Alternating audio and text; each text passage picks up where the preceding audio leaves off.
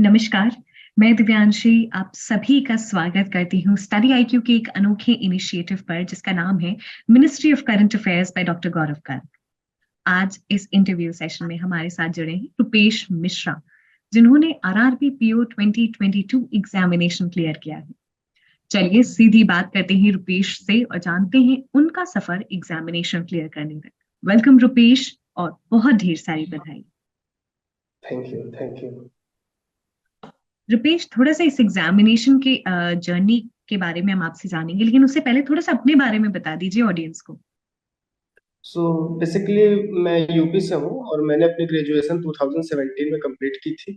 उसके बाद मैंने जॉब ज्वाइन किया, प्राइवेट जॉब कर रहा था मैं। 2019 लास्ट में मुझे लगा कि इस जॉब को करके मैं अपनी लाइफ में मतलब पैसे तो मुझे मिल रहे हैं बट जो खुशी है वो नहीं मिल रही है। तो मैंने उस एक दिन सोचा और उसके लिए रिजाइन कर दिया। फिर मैंने एक 2-3 दिन का समय लिया। फिर मैं सोचा कि ऐसी कौन सी जगह है जहाँ पे मैं एग्जाम दूं और जल्दी से जल्दी मुझे ज्वाइनिंग मिल जाए। तो वो सिर्फ बैंकिंग था, तो इसीलिए फिर मैंने बैंकिंग को चूज किया। उसी डायरेक्शन में मैंने फिर पढ़ना शुरू कर दिया। तो बेसिकली बट मैं पहले एसओ देता था, आईबीपीएस एसओ, क्योंकि मैं एग्रीकल्चर बैकग्राउंड से हूँ। बट उसके बाद फिर मुझे लगा कि मतलब मैंने लगातार 2 अटेम्प्ट दिए, हर बार मेरा प्री क्लियर होता था, मैं मेंस देता था, नहीं हो रहा था। फिर मुझे लगा कि मुझे कुछ अलग करना चाहिए। फिर इस बार मैंने फर्स्ट टाइम आरआरबी दिया और आरआरबी क्लियर हो गया। सर रुपेश, आपने जैसे बताया कि आप प्राइवेट जॉब कर रहे थे, उसके बाद आपने सोचा कि अ, ये आपकी कॉलिंग नहीं है, बट एक ट्रिगर पॉइंट होता है कि अगर आप बहुत ही स्टेबल करियर में हो, उसके बाद एकदम से जॉब छोड़ के एक ऐसे फील्ड में आना जहाँ पे सिलेक्शन श्योर शॉट नहीं है और इतना कंपटीशन है।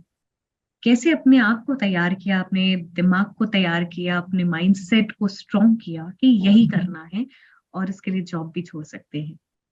एक दिन मैं कंपनी का नाम नहीं लेना चाहूंगा, बट मैं जब जॉब करता था तो मेरी कंपनी के कंट्री हेड आए।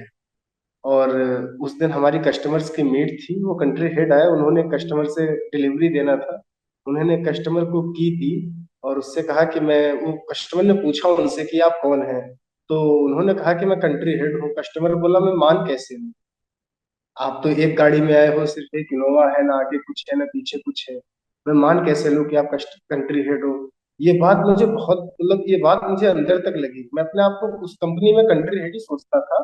मैं सोचता था आज नहीं तो कल मैं भी प्रोग्रेस करूंगा तो कंट्री हेड बनूंगा। बट उस कस्टमर की ये बात मुझे बहुत अच्छी लगी कि मतलब मैं कंट्री हेड हूँ, ये पता कैसे चलेगा, ये मैंने खुद बताया। मुझे ये लगा कि इस कंपनी में पोजीशन नहीं है, कुछ कोई पोजीशन की वैल्यू नहीं है। जब कस्टमर सामने उससे कह रहा है कि कोई वैल्यू नहीं है उसके, मैं खुद कह रहा हूँ कि मैं कंट्री हेड हूँ, तब मुझे लग गया था कि ये जॉब मेरे लिए नहीं बनी है। मैं इस फील्ड में कतई सुटेबल नहीं हूँ, मुझे कुछ नया ही करना पड़ेगा। और फिर उसके बाद मैंने ठान लिया कि बस ये छोड़ दूंगा, अब चाहे मैं आगे जो करूंगा। रुपेश, ऑल्दो एक इंट्रीगिंग इंसिडेंट था जिससे आपने अपने आप को तैयार किया कि ये जॉब आपके लिए नहीं है, लेकिन एक थोड़ा सा टफ फैक्टर होता है कि जी। इतनी अच्छी जॉब है उसे छोड़ दें, घर वालों को कैसे बनाए, सोसाइटल प्रेशर रहता है क्योंकि गवर्नमेंट जॉब्स का जो ट्रेंड है, श्योर शॉट सिलेक्शन नहीं होता है, बहुत सारी कठिनाई होती है। कैसे खुद को भी तैयार किया एक स्टेबल करियर के बाद, घर वालों को, आसपास सभी को? मेरी फैमिली हमेशा से सपोर्टिंग रही है। मैंने अपनी फैमिली में मतलब उनको नहीं बताया था रिजाइन करने के पहले, क्योंकि कोई नहीं चाहता कि अगर उनका लड़का एक वेल सेटल्ड जॉब में है और वो रिजाइन कर दे और वो इस चीज को एक्सेप्ट कर ले। मैंने उनको इन्फॉर्म ही नहीं किया था। मैंने कंपनी में रिजाइन किया, उनको रिजाइन दिया और मैं घर आया। घर वाले बोले अब छुट्टी हो गई, अब कब जाओगे? मैंने कहा बस छुट्टी हो गई है, अब मैं जाऊंगा ही नहीं, मैंने रिजाइन कर दिया है, अब मैं नहीं जाऊंगा। फिर अब वो कर कुछ नहीं सकते थे, क्योंकि मैं अपना रिजाइन किया, 7 दिन का पीरियड होता है उसको मैं इंतजार किया 7 दिन। उस 7 दिन के बाद मैं घर वापस आया। मतलब वो आप मुझे प्रेशर भी अगर इस चीज के लिए दोगे कि नहीं जाओ ज्वाइन कर लो, ये पॉसिबल नहीं है, क्योंकि 7 दिन का टाइम पीरियड था वो बीत चुका है। मैंने बता दिया उनसे कि अब तो ये काम खत्म है कंपनी से, मेरा कंपनी से मुझे फाइनल आउट हूं मैं, अब इसमें कुछ नहीं हो सकता है। तो फिर उनको ये चीज मतलब एक्सेप्ट ही करनी पड़ी कि लड़का हमारा जो है वो रिजाइन करके घर आ चुका है। ये चीज हमको स्वीकार करनी पड़ेगी, हम इसमें कुछ कर नहीं सकते हैं।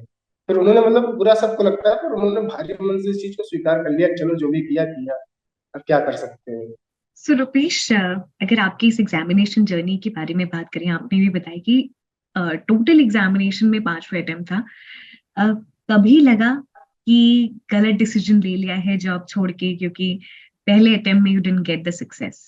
इनिशियली जब मैं एसओ देता था मुझे लगता था, शुरू शुरू में मुझे ऐसा लगता था कि नहीं बहुत गलत किया, वो जॉब अच्छी थी, हर 7 तारीख को सैलरी आती थी मेरे अकाउंट में, और प्रिपरेशन की जर्नी में पैसे बहुत लगते हैं। जो भी आज प्रिपरेशन करें उनको पता है कि एक ईयरफोन खरीदने से ज्यादा वैल्यू होती है एक फॉर्म फिल करने की।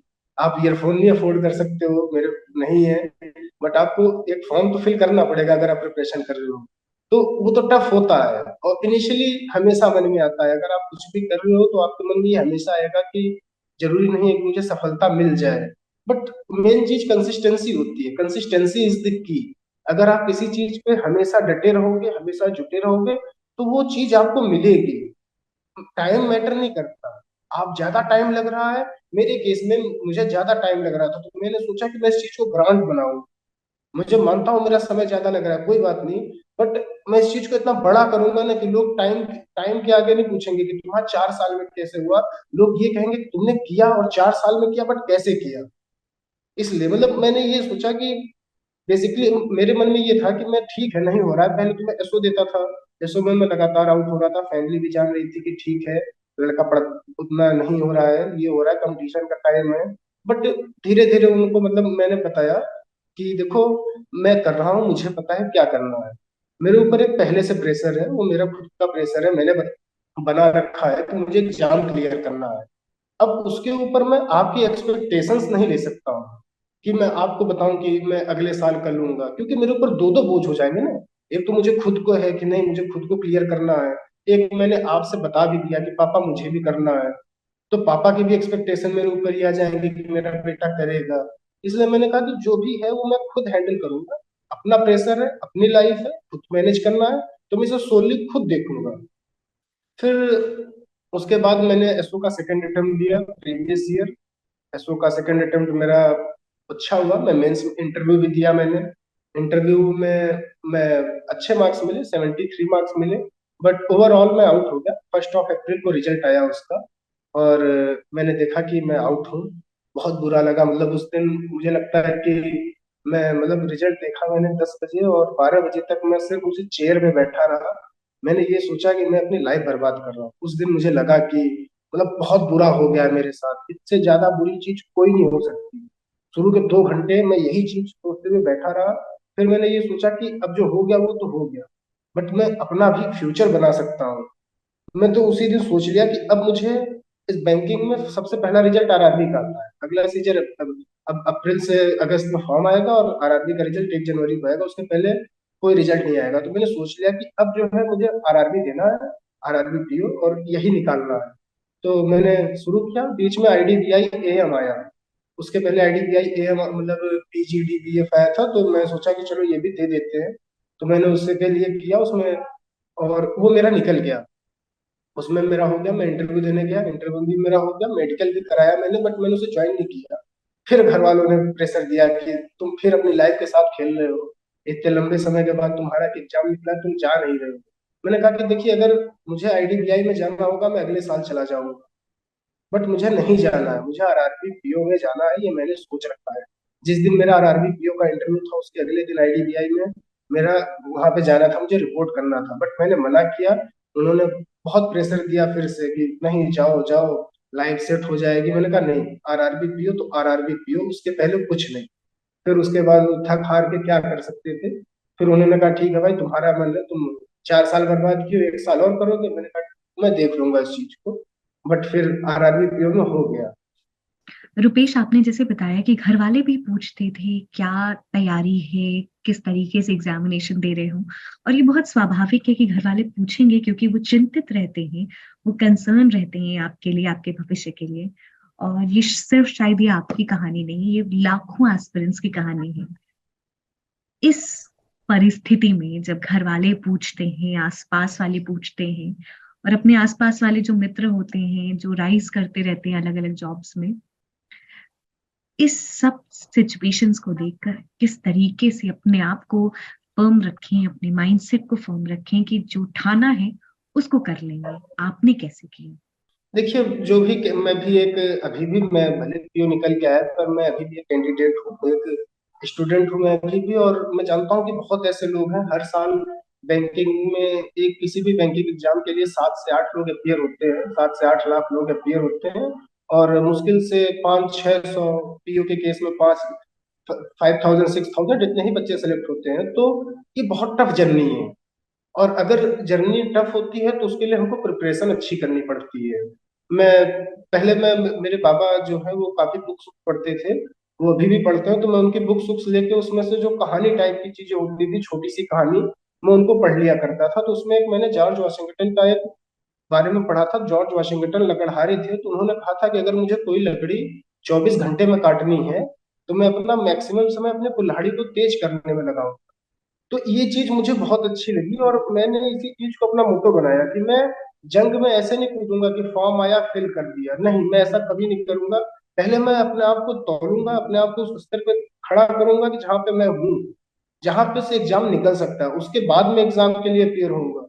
और रही बात अगर फैमिली की, तो देखिए, प्रेशर तो लाइफ में हर जगह रहेगा, सबकी एक्सपेक्टेशंस होती हैं। तो बट मैं लोगों से ये कहूंगा कि आप कभी किसी से बताओ मत आप कर क्या रहे हो। जब आप बताओगे नहीं तो उनको कोई आपसे उम्मीद नहीं होगी।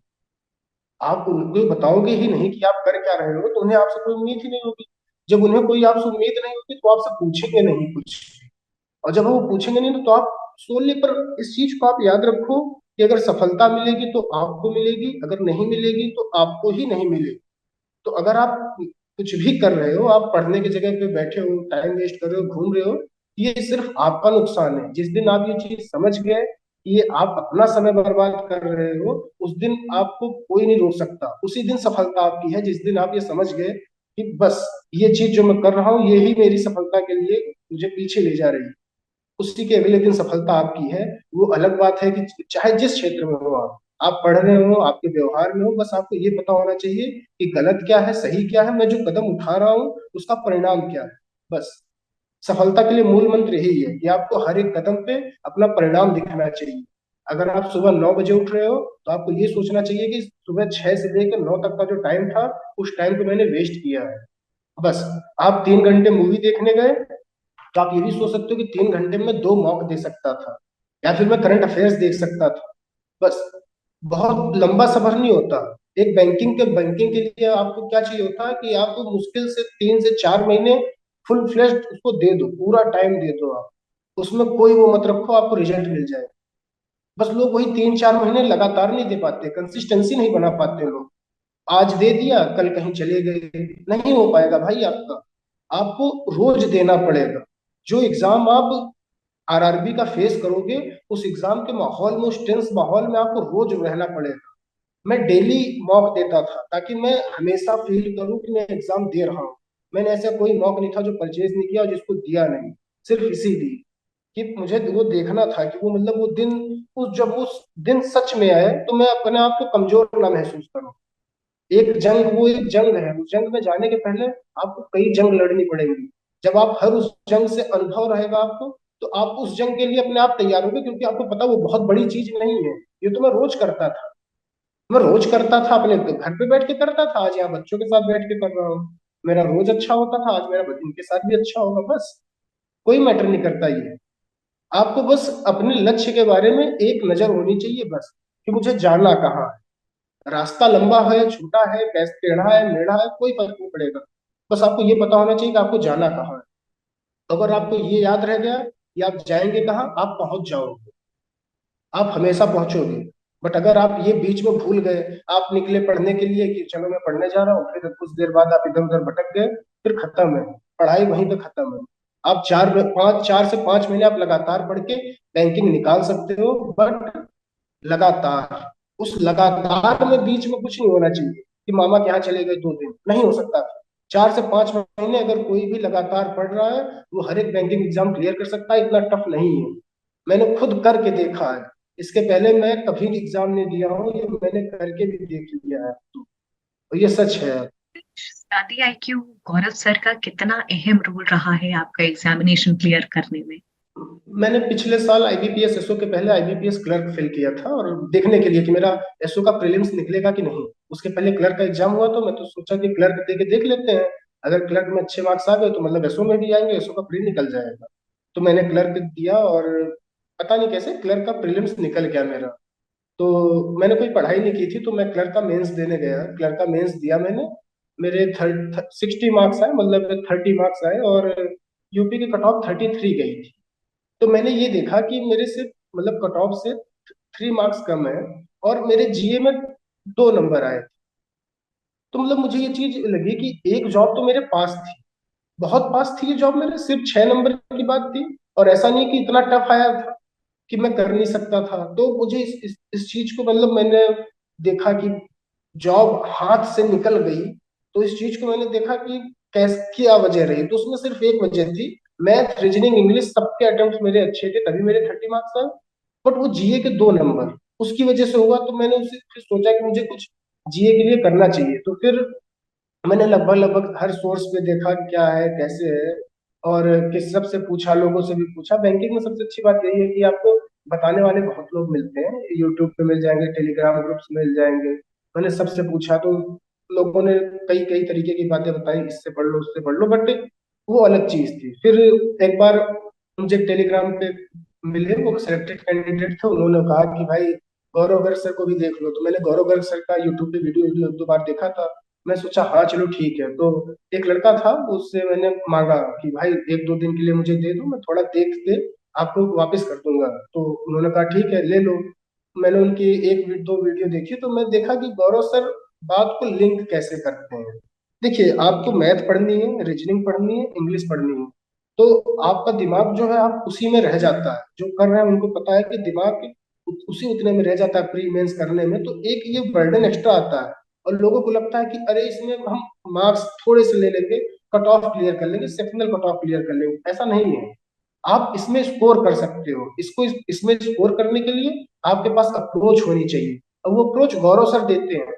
गौरव सर जब कोई भी चीज बताते हैं तो उस चीज को पिछले 2 3 महीने या फिर 2 5 10 दिन की जितनी भी करंट अफेयर्स होती है उससे सबसे लिंक करते हैं।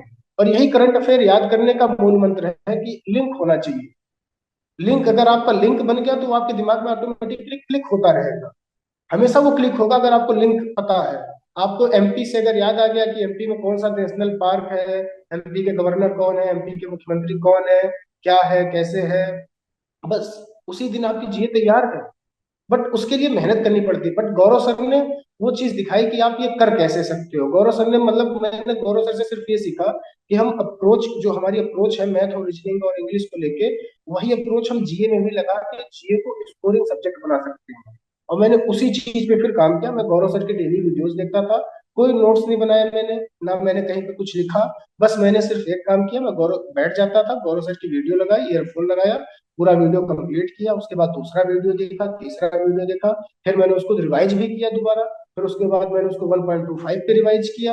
वो चीज पूरी याद हो जाती है। जो भी गौरव सर का वीडियो देखते हैं उनको ये चीज पता है कि आप गौरव सर की 2 से 3 बार वीडियो देख लो तो आपको याद हो जाता है। गौरव सर एक वीडियो में चार भले 20 क्वेश्चन कराते हैं, पर वो 20 क्वेश्चन नहीं होते, वो 50 से 60 भी होते हैं, कई बार उससे भी ज्यादा होते हैं। और सबसे मेन बात, जो गौरव सर पढ़ाते हैं वो जीए नहीं है, वो सिर्फ जीए नहीं पढ़ाते हैं। गौरव सर एक आपको अप्रोच देते हैं, वो ये बताते हैं कि आप किसी चीज को दूसरी चीज पे ले कैसे जाते हो। आप, मैंने जैसे बताया एमपी, गौरव सर ने कोई करंट क्वेश्चन पढ़ाया, जैसे गौरव सर बताते हैं कि एमपी मध्य प्रदेश है, मध्य प्रदेश से उन्होंने वहां पे बताया कि मध्य प्रदेश के गवर्नर कौन है, वहां पे कौन सा नेशनल पार्क है। वहां पे भी चीता आया था, चीता नामीबिया से आया था। फिर नामीबिया के बारे में या फिर अफ्रीका के बारे में भी कुछ बता देते हैं। ये चीज हमको बताती है कि हम किसी को भी अपनी बातों में उलझा कैसे सकते हैं। और यही चीज है जो हमको इंटरव्यू में काम देती है। लोग कहते हैं कि मैं इंटरव्यू में गया, मुझसे मार्क्स नहीं मिले। वो ऐसा नहीं होता। आपको इंटरव्यू में, अगर आप अपना इंटरव्यू खुद ड्राइव कर सकते हैं, और आपको उसके लिए समझना पड़ेगा कि आप बात कैसे करनी है, आपको अपनी हर एक बात में एक उनको हिंट देना है, उसी हिंट को वो पिक करेंगे। तो गौरव सर करंट अफेयर नहीं पढ़ाते, गौरव सर करंट अफेयर के साथ साथ एक आपको अप्रोच भी देते हैं बोलने का। वो आपको एक अप्रोच देते हैं कि आप इस चीज को कैसे एज कर सकते हो, कभी भी कहीं भी। रुपेश, आप जैसे बता रहे थे उससे काफ़ी एविडेंट है कि कितना अहम रोल रहा है गौरव सर का आपके इस सक्सेस स्टोरी में। इस बार करंट अफेयर्स क्या एक मेजर पोर्शन था, एक इम्पोर्टेंट हिस्सा था जिसकी वजह से आपने एग्जामिनेशन क्लियर किया? देखिए, ये तो पक्की बात है कि बिना करंट अफेयर के एग्जाम नहीं क्लियर किया जा सकता है। आप अगर कुछ भी कर सकते हैं, आप एग्जाम क्लियर करना है तो आपको 5 सेक्शन से आपको पांचों सेक्शन में मास्टर होना पड़ेगा, तभी आपका एग्जाम क्लियर होगा। आज के समय में कंपटीशन इतना है कि आप ये सोचिए कि मैं इंग्लिश में बहुत अच्छा कर लूंगा, मैथ में अच्छा कर लूंगा, रीजनिंग में अच्छा कर लूंगा, जीए में थोड़ा सा चल जाएगा, कट ऑफ भी पार करनी है, ये कंप्यूटर निकाल लूंगा तो मेरा हो जाएगा। नहीं पॉसिबल है, क्योंकि बहुत ऐसे लड़के हैं जो पांचों सेक्शन पढ़ रहे हैं, तो उनका होगा, आपका क्यों होगा? क्योंकि वो तो पांचों पढ़ रहे हैं, वो आपसे ज्यादा मार्क्स आएंगे उनके।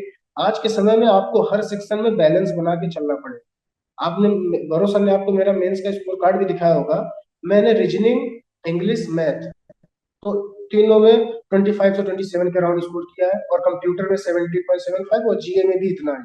मैंने पूरा एक इक्विलिब्रियम लेके चला। इसकी वजह से मेरे मार्क्स 118 आए। 118 इसी वजह से आया क्योंकि मैंने तीनों सेक्शंस में, मैं अपने पांचों सेक्शंस को बराबर लेके चला। मैंने ये नहीं सोचा कि इस सेक्शन को मैं छोड़ दूंगा तो भी मेरा हो जाएगा, नहीं। मुझे, क्योंकि देखो पढ़ तो सब रहे हैं, 7 लाख लोगों ने फॉर्म डाला है, कम से कम उसमें से 2 लाख तो हैं जो सीरियसली पढ़ रहे हैं। उन 2 लाख में से आपको 200 में आना है, तो आपको कुछ अपना अप्रोच बनाना पड़ेगा, आपको उन 2 लाख से कुछ अलग करना पड़ेगा। वो अलग यही वो अलग यही है कि आप पांचों सेक्शन पर काम करो। इस समय कंपटीशन इतना ज्यादा है कि आप नहीं छोड़ सकते हो कि इस सेक्शन को छोड़ दूंगा मैं, नहीं, आप ये नहीं कर सकते। आप ये कर रहे हो तो आपका नहीं होगा। फिर आपको ये करना पड़ेगा कि आप पूरे सेक्शन, पांचों सेक्शन को लेके चलो, तभी सिलेक्शन पॉसिबल है, नहीं तो नहीं पॉसिबल है। आज के समय में इतने फाइट है, इतने कम सीटें आती हैं, आप सब जानते हैं, जो भी आज फॉर्म फिल कर रहे हैं उनको पता है, ये चीज कहने की कोई जरूरत नहीं है। तो यही है कि गौरव सर ही है जो आपके इक्विलिब्रियम पे ला सकते हैं। मैथ, इंग्लिश, रीजनिंग आप प्री के मॉक्स दे रहे हो, रोज हो जाता है। बट अगर आप डेली एक जीए भी कर रहे हो ना, तो ये आपको मेंस में काम देगा। मेंस में इंग्लिश टफ आ सकती है, मैथ भी टफ आ सकता है, रीजनिंग भी टफ आ सकती है। हो सकता है कि आपके क्वेश्चंस ना बने, बट ये तो है कि जो जीए आएगा वो गौरव सर ने पढ़ाया जरूर होगा। ऐसा तो नहीं हो सकता कि गौरव सर का बिना पढ़ाया जीए आ गया हो। तो फिर अब ये सीधी सी बात है कि वो कुछ भी बदल सकता है। आपकी मैथ कितनी भी अच्छी हो, बट ऐसा एग्जाम आ सकता है कि मैथ ना ही लिखा है। आईबीपीएस पीओ के केस में ऐसा हो भी चुका है। इसी साल आईबीपीएस पीओ के मैथ बहुत टफ आई थी, लोग भी बोल रहे थे। बट जीए देखिए, जीए स्कोरिंग सब्जेक्ट था, उसमें आराम से स्कोर किया जा सकता था। तो पेपर में देखिए, पेपर में इंग्लिश, मैथ, रीजनिंग का कोई भरोसा नहीं है, बट जीए फिक्स है कि गौरव सर ने जो पढ़ा रखा है वही आया। तो इसके लिए आप गौरव सर को कोई मना नहीं कर सकता है। रुपेश, आपने जैसे कहा कि गौरव सर ने जो पढ़ाया है वो एग्जामिनेशन में अवश्य आएगा। कई बार लोग पूछते हैं कि बहुत सारा फ्री कंटेंट है, लेकिन हम कोर्स खरीदे क्यों गौरव सर का? देखिए, ये चीज तो मैं एक सिंपल सी एक बात बताऊंगा कि मतलब मैंने कहीं पढ़ा था कि किसी चीज की कीमत तभी होती है जब उसके लिए पैसे देने पड़ते हैं। उस चीज की कीमत तभी होती है। आप देख लीजिए कि अभी कोई कोई भी चीज होती है, अगर वो सोना सोना देखिए, मार्केट में उसकी वैल्यू इसलिए नहीं है कि वो बहुत प्रीशियस मेटल है। वो डिमांड वो डिमांड और सप्लाई वाली चीज है कि डिमांड उसकी ज्यादा है, बट सप्लाई कम है, इसलिए उसके दाम बढ़ते हैं। आज जो भी बैंकिंग दे रहे हैं उनको पता है डिमांड सप्लाई का रिलेशन क्या होता है। तो फ्री तो हर चीज मिल रही है, क्या फ्री नहीं मिल रहा है? हर चीज फ्री मिल रही है। अगर आप कुछ पैसे दे रहे हो, इतने बड़े पैसे नहीं है, आपके 2 साल के बराबर वो पैसे नहीं थे। अगर मैंने पिछले साल क्लर्क में यही पैसे लगाए होते तो शायद आज मैं क्लर्क बन चुका होता कहीं पे। वो पैसे थे ना जिसने मुझे आरआरबी पीओ बनाया। वो आरआरबी पीओ नहीं तो मैं पैसे तो कहीं भी लगा सकता था मैं। वो पैसे थे जिन्होंने मुझे आरआरबी पीओ बनाया है, न कि उन्हें तो मैं पिछले साल ही क्लर्क होता। फ्री का कंटेंट बहुत है, सब फ्री में पढ़ा रहे हैं, बट क्वालिटी के लिए पैसे लगते हैं। क्वालिटी के लिए तो पैसे लगेंगे। जो लोग जानते हैं ब्रांड में और सस्ती चीजों में फर्क होता है। आपको सस्ती चीजें सस्ती ही मिलती हैं, बट ब्रांड में क्वालिटी मिलती है आपको। सर ब्रांड है। Rupesh, I'm very sure that Gaurav sir is very proud of your achievement, and we are very glad that we've been part of your success story. Rupesh, बहुत सारी चीजें आपने examination से जुड़ी बताई। अ, जब आप एग्जामिनेशन दे रहे थे एज एन एस्पिरेंट, क्या 3 मुख्य बातें थी जो आपने व्यक्तिगत तौर पर सीखी, जो एस्पिरेंट्स के तौर पर रिफ्लेक्ट किया, और आज आप सक्सेसफुल कैंडिडेट के तौर पे हमारे साथ जुड़े हैं? देखिए, एग्जाम के लिए सबसे पहली चीज तो, आप चाहे जैसे भी हो, आपके मन में ये होना चाहिए कि तू फायर है, तू आग है, तू कुछ भी जला सकता है। मैं एग्जाम देने जाता था, डर डर के जाता था, पता नहीं निकलेगा नहीं निकलेगा, निकलेगा नहीं निकलेगा। बट मैं जब कंप्यूटर के सामने बैठता था, लॉगिन स्क्रीन के, जब मैं अपना डिक्लेरेशन वाला एडमिट कार्ड पे लिख लेता था, उसके बाद मैं अपने आप आंख बंद करता था, मैं अपने आप से बोलता था कि देख यार, तू डरना मत बस, अगर तू नहीं डरेगा तू कर लेगा। तो ये सच्चाई है। एक अगर लोग होता है कि मेरा मेरा क्वेश्चन नहीं बना, वो पैनिक हो जाते हैं कि यार मेरा एक क्वेश्चन नहीं बना, अब क्या होगा, टाइम वेस्ट हो गया, 5 मिनट वेस्ट हो गया, जब ये सोचते हैं ना, वो एक्स्ट्रा टाइम वेस्ट होता है। तो बस यही है, आपको पैनिक नहीं होना है, और आपको स्मार्ट अप्रोच लेके चलनी पड़ेगी, क्योंकि अप्रोच तो सबके पास है। जितने भी लोगों ने फॉर्म भरा है, मैंने एज ए कैंडिडेट मैंने बहुत लोगों से पूछा, मतलब मैंने उन्हें नहीं बताया कि मैं बैंकिंग दे रहा हूँ, बट मैंने सामान्य बच्चों को भी देखा कि उनकी अप्रोच है कि इंग्लिश मुझसे बहुत अच्छी आती है, मैथ मुझसे बहुत अच्छी आती है, रीजनिंग में थोड़ा काम चल जाएगा, मेरा प्रीलिम्स निकल जाएगा। वो मैं जानता हूँ कि नहीं निकलेगा, बट आपको उनसे कुछ अच्छा करना पड़ेगा, और वो अच्छा यही है। वो अच्छा यही है कि आप उस कंपटीशन के समय में आप अपने आप को अलग तरीके से निकालो। आप ऐसा नहीं है कि आप सारे टॉपिक्स करो, पर आप जो टॉपिक्स करो, उन टॉपिक्स के आप मास्टर बन जाओ।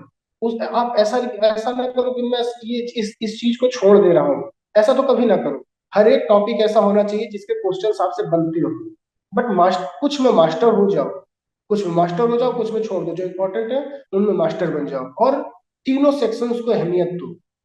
प्रीलिम्स में प्रीलिम्स में तीनों सेक्शंस को बराबर अहमियत दो, क्योंकि आज के समय में कट ऑफ बहुत हाई जा रही है। अभी एसबीआई क्लर्क का रिजल्ट आया है, यूपी का 77 कट ऑफ गई है, 77.5 एसबीआई क्लर्क की, अभी जस्ट आ रहा है। तो आपको तो हर सेक्शन में कुछ ना कुछ करना पड़ेगा। अगर आप किसी भी सेक्शन में ये सोच रहे हो कि इस सेक्शन में मैं वीक हूँ और अगले सेक्शन से मैं कवर अप कर लूंगा, ऐसा कभी नहीं पॉसिबल होगा। हो सकता है कि जिस सेक्शन में आप अच्छे हो वो सेक्शन टफ आ जाए, नॉर्मलाइजेशन हो जाएगा, अलग बात है, बट आप झेल जाओगे उसमें।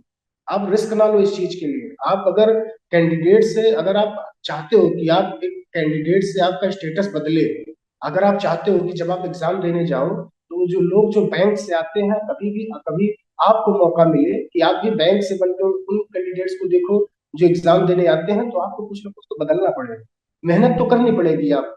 बट ये, हाँ ये है कि जब आप मेहनत करके जब वो रिजल्ट आएगा, तब आपको बहुत अच्छा लगेगा, तब आपको लगेगा कि हाँ, ये मतलब कुछ अच्छा हुआ है, कुछ आज आज जीवन कुछ बदल गया, थोड़ा सा कुछ चेंज आएगा, तो आपको फील होगा, बट उसके लिए आपको मेहनत करनी पड़ेगी। बहुत ही खूबसूरत बात आपने रुपेश जी कही। सेशन के एंड में ही कुछ और आप ऐड करना चाहेंगी, कुछ टिप्स सजेशन सभी एस्पिरेंट्स के लिए? मैं सभी एस्पिरेंट से एक चीज कहना चाहूंगा, देखो, आरआरबी आरआरबी का रिजल्ट 1 जनवरी को आता है, आईबीपीएस पीओ, आईबीपीएस क्लर्क और आईबीपीएस एसओ का रिजल्ट 1 अप्रैल को आता है। तो लॉजिकली एक न्यू ईयर है, एक 1 जनवरी और एक नया फाइनेंशियल ईयर। तो मैं यही कहना चाहूंगा कि देखो, लाइफ तो अगर आप, मतलब अगर आप प्रिपरेशन कर रहे हो, आपको पता है कि लाइफ कितनी बेकार बीतती है प्रिपरेशन के टाइम पे, क्या क्या होना होता है, वो सब तो अलग है, सबकी अलग प्रॉब्लम्स होती हैं जब तक एस्पिरेंट रहते हैं। बट मैं यही कहूंगा कि आप ये सोच के चलो कि अगर आपकी जॉब लग गई तो आपका न्यू ईयर बदल जाएगा। आप भले वो फाइनेंशियल ईयर से न्यू ईयर बदल जाए, 1 अप्रैल को बदल जाए, या फिर 1 जनवरी को बदल जाए, या फिर रिजल्ट आते रहते हैं, अलग अलग रिजल्ट आते हैं, कभी बदल जाए, बस आप ये लेके चलो कि आपको अपना दिन बदल देना है, आपको भविष्य बदलना है। आप जिस स्थिति में आप हो, उस स्थिति में अगर आप अपने आप को नहीं देखना चाहते हो, तो आप ये आज ही ठान लो कि हाँ, मुझे सब बदल देना है। आप बदल लोगे, आपके अंदर वो क्षमता है। Thank you very much Rupesh for joining us in this interview session. बहुत ही अच्छा लगा आपसे बातचीत करके, आपकी जर्नी और आपके valuable lessons. I am sure it's going to help lot of aspirants preparing for the exam. Thank you, we wish you good health, good luck.